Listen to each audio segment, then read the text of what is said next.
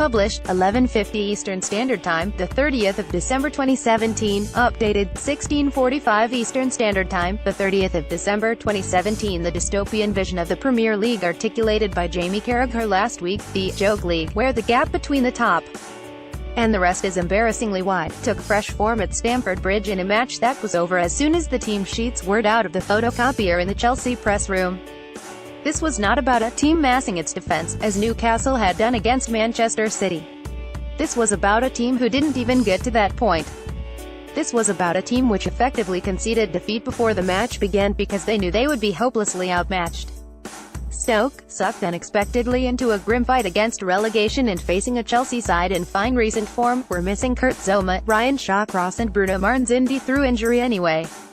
Davide Zappacosta adds some gloss to the final score as Chelsea closed the gap on Manchester City to 13 points. The Italian pumps the air after adding a fifth goal for a rampant Chelsea in stoppage time at Stamford Bridge. Willian leaps for joy after making no mistake from the penalty spot and adding a fourth for Chelsea against Stoke. Pedro finds the bottom corner to make it 3-0 after wriggling free from his opposition markers outside the penalty area. Pedro celebrates, putting Chelsea fully in control of the game as teammate Victor Moses offers an arm around the shoulder. Danny Drinkwater doubles the host's advantage with a rasping drive from just outside the penalty area shortly after. Drinkwater is mobbed by his teammates after putting the home side 2 goals ahead in just the 9th minute of the game. Antonio Rudiger rises highest to head Chelsea into a third-minute lead against Stoke at Stamford Bridge on Saturday. Rudiger is congratulated by teammate Marcos Alonso after giving Antonio Conte's side the perfect start at home. Their beleaguered manager, Mark Hughes, also left Xherdan Shaqiri, Joe Allen and Eric Choupo-Moting on the bench, saving them for a match he thinks they have a chance of winning, against Newcastle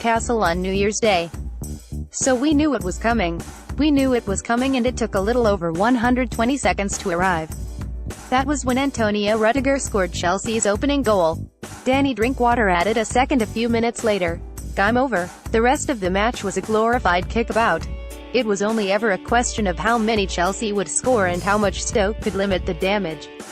There was still plenty to admire in Chelsea's display. The performances of Pedro and Willian were a joy to watch, and it was good to see Drinkwater approaching the form that made him such a mainstay of Leicester City's title-winning team the season before last. But sometimes it felt almost as if the champions were playing in a vacuum. Stoke played with the demeanor of sacrificial lambs. That was the worst of it. They knew what was coming, too. Chelsea midfielder N'Golo Kante battles for the ball with a high boot into the midriff of Stoke captain Darren Fletcher. Chelsea's Spanish striker Alvaro Morata has an effort at goal but is unable to find the back of the opposition net. Chelsea winger Willian wrestles for the ball as Stoke's Josh Tymon attempts to shield it away from his grasp. Stoke are now hovering perilously above the bottom three, and speculation about Hughes' job is increasing. He made it plain afterwards that he is staking much on the game against Newcastle and that it could be a pivotal moment in his team's campaign. "We were stretched today," Hughes said, "and they had the quality to hurt us even with our best available 11. I made decisions I thought would help us with our game on Monday. If we can get the win against Newcastle that we hope we can get, it will be a good return for the Christmas period. It would mean we'd have 2 wins, a draw and a defeat against Chelsea." Chelsea's win took them temporarily, at least, above Manchester United into second place and ended what has been a fine year for Antonio Conte on a high note. Any notion of a pursuit of Manchester City may be forlorn, but Chelsea are beginning to look like the best of the rest. "To finish this year in this way is great for me and the club and the fans," Conte, who guided the club to the title last May at the end of his first season in English football, said. "It was a fantastic year. To win the title in England is not easy, and to be able to do this in your first chance, I will remember this year forever." Chelsea's Victor Moses is sent flying into the air as he attempts to win the ball ahead of Stoke midfielder Charlie Adam. Antonio Conte celebrates Antonio Rudiger's opening strike as the home supporters roar in appreciation behind him. Saido Berahino pops the ball off to a Stoke teammate as Gary Cahill charges out to try and intercept his pass. 20 Mark Hughes' gamble with team selection ended predictably enough, and the upshot is that Stoke's haul of 20 points after 21 games is their worst at this stage of a Premier League season. 3 Hughes, with more than one eye on a New Year's Day showdown with Newcastle, left out 4 first-teamers and fielded teenagers Tom Edwards and Josh Tymon in a rickety back 4, so a third clean sheet of the season was never really likely. 1 In Europe's Big 5 leagues, only Serie A back markers Benevento have kept fewer clean sheets than Stoke. Benevento have managed just 1.46. Stoke boast the worst defensive record in the top flight with 46 goals shipped, 8 more than next worst West Ham. 9. They'll be pleased to see the back of Chelsea. Their aggregate scoreline against the champions this season is 0-9, and they've also been hit for 5 by Spurs and 7 by Manchester City. This was probably the easiest game of Chelsea's year as well as the last.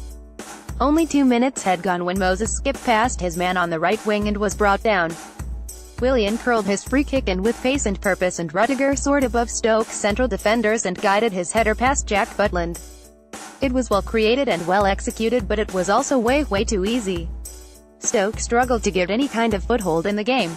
They could not keep possession and they were a shambles at the back. Chelsea looked like they were going to score every time they attacked, and before 10 minutes had elapsed, they were 2 ahead. This time, the goal was created by Pedro.